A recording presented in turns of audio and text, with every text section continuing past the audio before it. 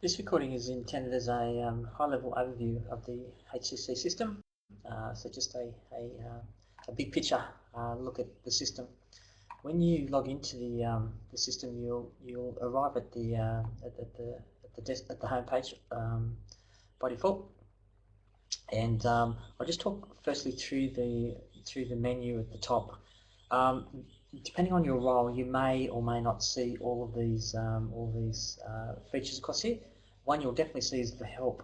At any time that you want to find anything out within the system, if you click on the help, that will bring you to the HCC Help Desk that has a whole bunch of information there. So just remember, the help's always there if you need it, and of course you can always contact me during the trial period, and then after production there'll be other ways you'll be able to get help. But for the trial, just please contact me directly if you need any help with anything or you have any questions about anything. So that'd be fine. Okay, we'll just go through the tabs. The first one being home. So that's where you end up by default. And any no matter what your role is, any UCSs, so unique course services that have been you've been assigned to, will be in a list here. And so that's the ones I've got currently in my list. If I click on any of those links, it'll take me here. It'll take me directly to the UCS. So as you drill down into a UCS, you actually get down to the unit level, but the high level is the UCS itself. So in this case, it's a Certificate 3 in music. I'll just go back and grab another example. This one, for example, is also a Cert 3 in music, but this one is a bit further down the production line. You can see that it's been through initial planning and it's got an authority to progress, and so now it actually has some units in it as well. So the difference between those two that I just showed you is that this one, if I click on one of the units here, I can see the hierarchy is that's the UCS, and this is the particular unit that I've gone to, where I'll obviously go in and create the marking guides and the assessment feedback and all that sort of stuff. I can also see that this particular UCS has already a team associated with it. So just back at the home page again, just a brief refresh. All the units that you are assigned a role in will appear in a list here. The next menu item we'll have a brief look at is the UCS. So from here you can do all these functions.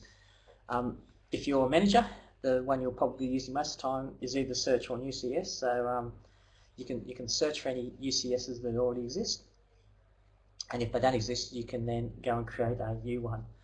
And then there's a range of states for the UCS. So you can have a UCS on hold in any of these workflow stages here. So it's anywhere from on hold through to initial planning, right through till it's been through all of its QA and it's completed and released. So that's that menu item. The units menu item will shortly have a list of all the units that are in the system. You'll be able to search from there as well. This icon here, only some of you will see this, but this basically allows people with different permissions to do things like search who all the users within the system, what sort of roles within the system, and what people are in those roles. You know, that type of thing. This is where the members can associate users from the list with a particular role that they need. So that's in the roles. I won't talk about the rest of the items there. They're more admin type things. Then the last one, or the second last one here, is the TGA. This is to the training.gov link, where we can either just search the qualifications that are in the system, and we can tell things like whether they're current or not current, or whatever the value may be for the particular unit, and then we can basically find out that type of information. The other thing we can do here, same with units, so we can look at a qualification level and a unit level, and we can search for the units at this level. So that will then tell us the currency or not of the units within the HCC system. The last function, and again this is primarily for managers, but the last function is import. This is when a qualification and or units haven't been yet imported into the system, so we can go in there and do a search for the unit. So we type in from training packages the GGA number, and then I won't do it, but we click on the import, and that'll bring the qualification or the units into the system, and it'll give us a message at the end of it of what happened with all that. The last one is just really your user profile and the settings and the logout, basically logging out of the system. So that's the whole top menu tabs that the system has. I might just go down to a UCS and just have a look down at the UCS level, some of the functionality down there.